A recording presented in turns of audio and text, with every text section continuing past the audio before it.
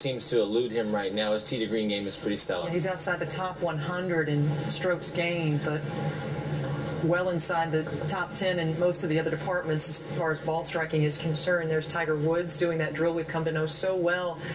And Notah, specifically, what is he thinking about here? Face rotation? No, right now he's just trying to find a straight putt. Okay. So he's going to dance around a little bit and work on that right hand, find what he feels is a straight putt, then stick those tees in the ground and then start his routine. Why? Why the straight putt? Just getting a feel for the good, pure stroke?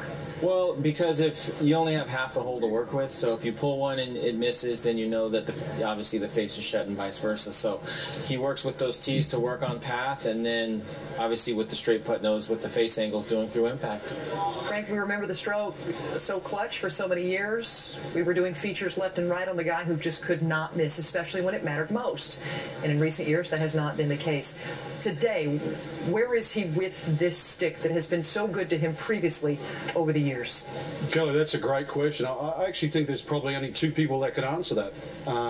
One is Tiger Woods, and the other one would be Jack Nicklaus, because Jack Nicklaus could probably identify with this stage of his career. I wrote down one word, Tiger Woods today, and the word's trust. He's won 5 times this year. He doesn't have to prove anything. He has 14 major championships. Like I said, the only other person that could identify with that is Jack Nicklaus on what you've got to do, and somehow he has to go out there and be a little more youthful, I guess, and not play like an elder 37-year-old. If he stopped playing golf now, right today, and never ever played another game, we will remember his name forever and a day, just like Jack Nicklaus. So now everything's gravy going forward, and just somehow stand on that first tee and act like you own the place. So much drama in this afternoon round for Tiger, if you think about it, in terms of important rounds in his career. The difficult part in majors has not been Thursday, Friday for the most part. It's been obviously Saturday and Sunday, the most recent Open Championship being an example of that. And so he's got to do two things today. One, make the cut, and then two, kind of shorten the distance between him and Adam Scott, obviously. And as you said, Kelly, you're absolutely right. He's looking at Webb Simpson's score right now, saying if Webb can do it, I can do it. But this will be a captivating afternoon to watch Tiger and how he manages his emotions and his golf game, and if he can put himself back in this golf tournament and change the conversation. Because again, he's kind of come in here with a little bit different tune. Now it's not a great year to win a major championship. He's already had a great year by winning the 5 that he's had. So, but I don't know how many people are buying into that, quite honestly. Notah, why? Why is he dominating in his personal playgrounds like Bay Hill and Doral and Firestone, yet in the majors, putting himself there and not finishing like he once did? What's the difference? What's missing? Well, I just think it's a process for him. It was a process for him to come back from the scandal. It was a process for him to be able to win on a consistent basis, and you've just seen this natural progression. He got back in the winner's circle on the PGA Tour, then had a multiple-win season, and now is having a phenomenal season in regular PGA Tour events. And these things are not as easy to win as regular PGA Tour events. There's only 4 a year. He won the Players' Championship the year, which is by some, or wants to be considered, the 5th major.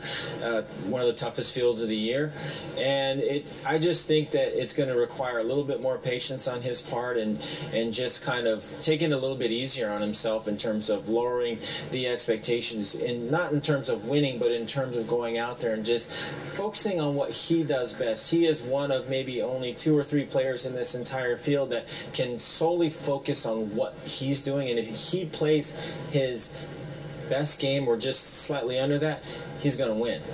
If we can just go in a little tighter on this putting stroke, it's very hard to criticize a stroke that's been that good, but just the one thing with his the backswing is absolutely beautiful. But sometimes when he does this, well, actually he's put his left hand back on now. When he does the right-handed drill a lot, he almost gets that recoil sometimes. And Notah, you've seen him putt. When that putter flows through, you can see it there a little bit more. When he gets that 6 inches past the ball, a nice flow, he putts amazingly well. Just every now and again there's a little recoil. will. But those tees are so close together. You know, the path is so good. And Frank, you made a great observation yesterday in the sense that when players are holding their finish through the impact, and they're confident, they're trying to roll the ball, they're not trying to make putts. And there's a big difference between that from a mental standpoint. Players that are confident in their stroke, are trusting their path, are trying to make the putt by putting a great roll on it. And if you look here, what the average golfer should look at is a couple things. Is he's working on his path, and there's not a lot of margin for error between those tees. But secondly, if you widen the shot out just a little bit, you can see that his head movement is very minimal.